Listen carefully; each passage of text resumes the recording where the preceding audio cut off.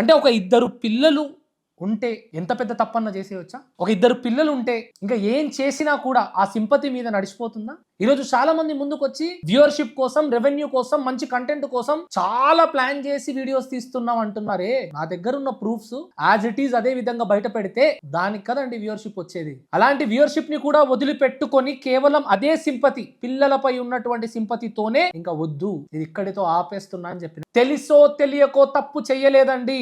ఒక పూట ముద్ద కోసం తప్పు జరగలేదండి. పిల్లల చదువుల కోసం తప్పు జరగలేదండి. లగ్జరీ లైఫ్ కోసం తప్పులు చేశారు.